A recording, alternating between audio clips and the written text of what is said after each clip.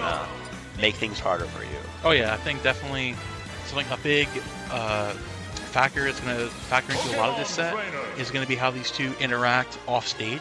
Given one, the volatile recovery of Aegis, and two, how Sauce likes to recover a lot of the time, especially given whether you're on Ivysaur and playing around with that grapple, or you're playing around with Squirtle, like you said, those up Bs. It's really just going to be a toss-up whether or not where most of the stage is going to be played and how it's going to turn off. I mean, we already see Sauce going for a really nice 32% combo on the Squirtle. Trying to get a little turn here, and I love already the Foresight coming out, and Jacie. Both these players are locked in going for the rest of the set. Yeah, if I'm Sauce right now, I'm hoping to knock Jacie off stage because that like I've heard from a couple Aegis players. My best friend plays Aegis. Well, that's not saying much, of course, but Squirtle very much is not. Like if you're Aegis, you don't want to be off stage versus that Squirtle because Water Gun just gonna easily send you off stage, especially if you're Pyra.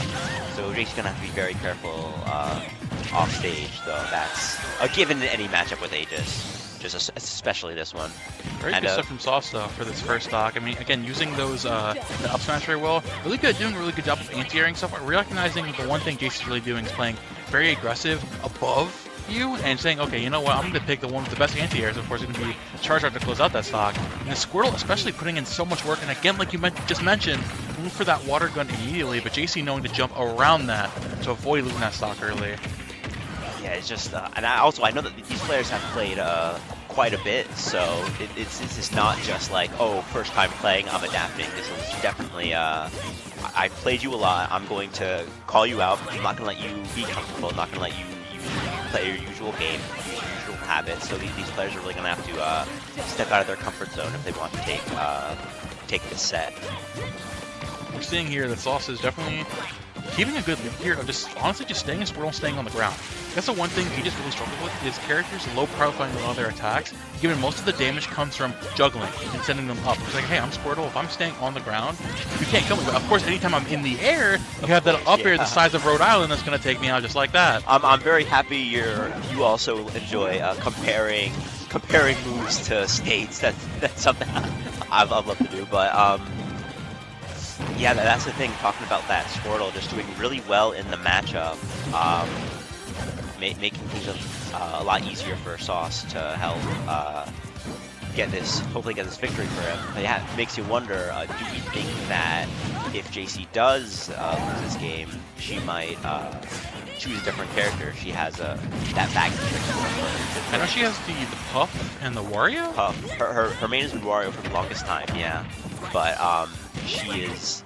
I'm just curious of what we're going to see because, like I said, I know that this matchup is not the best for Aegis with that Water Gun and Squirtle just dominating as a whole, being hard to hit, and even if you can combo, the combo's probably going to stop working at certain percents because Squirtle's going to get lumped so far, like that down air up smash type thing. Yeah, I think the thing really winning the day for Sauce so far is just him playing consistently to this one game plan of staying grounded and not letting Aegis get really anything started, whether getting off the ledge or just jumping at you in general. Because again, like being able to low profile so many of the Swordy's attacks is just so big, especially when the only way you can find damage, of course, going for those Hail Marys. But with a recovery that bad, you really cannot afford to go for options like that. And Jacie is probably not making back from this one. He misses the forward air. I thought he might go for a forward gone there. Oh, but back throw just gonna take that stock cleanly, and a very dominant game, first game, 2 stock for Sauce. Or I guess Brother Zoinks, as he's put in bracket. So I'm just very curious as to what we're going to see for this game. Game 2, is Jacie gonna switch up their character, or is she going to stick with that Aegis? I definitely think the Aegis can do it. If you want to stick on the Aegis definitely can do it, but I think the character that also can definitely do it as Joker. We're seeing we're floating Joker right now. Absolutely. Are we thinking about it? Are we doing it? We're locking it? Oh, I think we're locking it. We're locking it. We're clocking it. Here we go. Nice. Now, Jacie on the Joker, I definitely think is a much more favorable matchup for if you're Jacie going for Joker, because one, your recovery can actually, you have, like you said, that grapple recovery is going to be so much better for dealing with getting back to ledge using that tether, and also just the damage output, not having to rely on, you know, scooping up and just going for juggles, and you having a lot more versatility when you're on the ground. Of course, there is still one thing you're going to struggle with, and that is, of course, Squirtle low profiling a lot of these attacks, which is something that Jacie struggled with a lot the last game. Guarding, Jacie dying at 50 for that. He lost that stock because she went for a drag down forward air, missed because Squirtle low profiled it, and went for an edge guard, and he's doing it again. Yeah, just going for that kill. In this game, it pays to have that killer instinct where you just see the kill, you gotta just go for it. And what I'm worried about actually for Jacie is, yeah, oh okay, you're my not goodness, getting that. I thought that might have been dead, but no, Jacie, or sorry, Sauce DIing that perfectly. But what I'm worried about for this matchup in specific is Arsene versus Ivysaur Downer. Because while that grapple recovery is gonna make things very ambiguous, Arsene's recovery is not so much, and so with that completely safe Ivysaur down air, it makes you wonder how that's going to go for Jacie here. I mean, we're seeing here, I think the bane of Jacie's existence right now is just like the aggression into his PT, and Sauce is matching her energy every step of the way, right? Catching those jumps so consistently, playing grounded when he needs to, and again, just using that nair, shutting down so much of this territory. Honestly, just the thing she's really struggling with here is lack of ranged options, not using that AHA or that gun. It just trying to finally go for the A-gun there is what we need to see more. Yeah, especially approaching this PT head-on is just a death sentence a lot of the time. Oh my god! Down air, forward air, taking the stock at 70 after the hit? And that is a clean And for anyone taking note of the stocks on screen, that was a 3 stock on the on behalf of Mr. Sauce over here.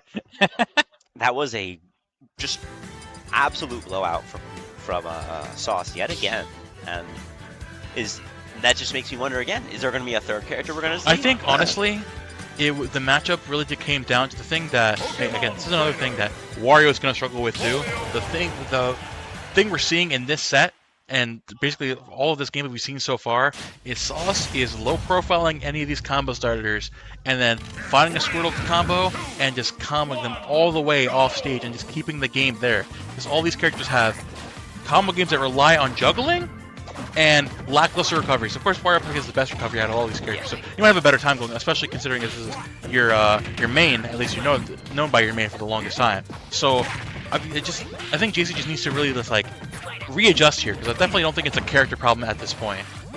Yeah, it's definitely. I think she's having a lot of trouble dealing with, like I mentioned at the beginning of the set, and you're just super aggressive playstyle, just saying, I'm going to hold forward at you, and you're going to have to deal with my Squirtle aerials out of shield, or you're going to have to deal with my Ivysaur forward smash at ledge, you know? She also has to stop doing normal get up there. Sauce has noticed that habit, I've noticed that habit, where she will be sent off stage, knocked away far away, and Sauce, instead of opting for a edge guard, just waiting for her to get up and getting caught with an F smash so many times. Like, you cannot keep going for those aggressive ledge get ups, because you get called up. Again, she goes for it. There. And he had the read too, but he messed with the timing. Yeah, that's the thing, because even if you are going for the same option, you got to make sure that timing is okay. But, I mean, it looks like Sauce is definitely not having trouble with either. Just, even though he's at disadvantage right now, he doesn't seem very uncomfortable picking off quickly. That up B just making him super safe and catching that dash attack with. That was crazy. With an up smash. That's great. Yeah. Like read that Jacie tried to catch that jump onto the platform with the dash attack and went for an up smash. You're nuts. You're absolutely nuts. Just if you have the read, then you have the read. You know. Oh, I thought it was going to go for an up air out there. Although might be a little bit too early for that. Sauce look at that. Ooh. Even though Jacie took that stock there, I want to point out, like, Sauce is just, like, being super ambiguous with his movements, using that Ivysaur side B to mix things up, and he's not just going immediately for ledge. It's just super important to have that mix up. Oh my god. I genuinely thought there was a chance that Sauce might have died there. Or not Sauce, Jacie. I mean, Sauce, again, just catching those jumps very, very consistently. I'm loving the mix-ups there coming on with the forward air, definitely setting more of the pace coming on. I'm finally going to catch Sauce on that platform. We're seeing Jacie finally getting the wheels turning a little bit. Might be a little too late into the set as she falls out of that up smash somehow. You're down a stock and some change. At a 120, you're definitely on the cusp of losing and falling out of this bracket, but I feel like you finally got the wheels turning. You can make something happen here if you get a little more preservative with those jumps. Yeah, and then think about Wario. Oh! Oh, the thing about Wario is if you're down, you're never out unless you get hit by down air off You're stage. very down in with which that case one. you are very much down and out. But and just a clean, dominant 3-0 victory from Sauce.